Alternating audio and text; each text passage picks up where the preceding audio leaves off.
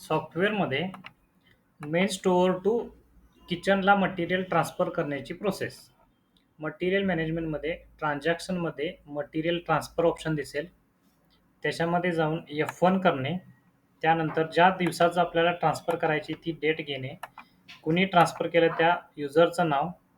त्याच्यानंतर आपल्याला ट्रान्सफर करायचं आहे किचन मेन स्टोअरमधून मटेरियल किचनला द्यायचं आहे. तर त्या हिशोबाने मी फ्रॉम स्टोअरमधून किचन मेन स्टोअर आणि टूसाठी किचन सिलेक्ट केलं. त्याच्यानंतर आपल्याला आपल्याला प्रोडक्ट ट्रान्सफर करायचं त्याचं नाव घेतलं. इथं आपण पनीर सिलेक्ट केल्यानंतर त्याची शिल्लक क्वांटिटी 10 किलो आपल्याला दिसते. त्याच्यातून मी 5 किलो ट्रान्सफर केली. त्याचप्रमाणे मी खवा सिलेक्ट केला, ज्याची क्वांटिटी शिल्लक आपल्याकडे 2 किलो आहे. त्याच्यामध्ये मी 1 किलो ट्रान्सफर केली आणि ॲड केली. त्यानंतर आपण सेव्ह करणे. अशा प्रकारे आपण मटेरियल जे ट्रान्सफर केलेलं आहे मेन स्टोअरमधून किचनसाठी त्या पद्धतीचं सेव्ह होईल आणि त्याची प्रिंटसुद्धा आपल्याला काढता येईल.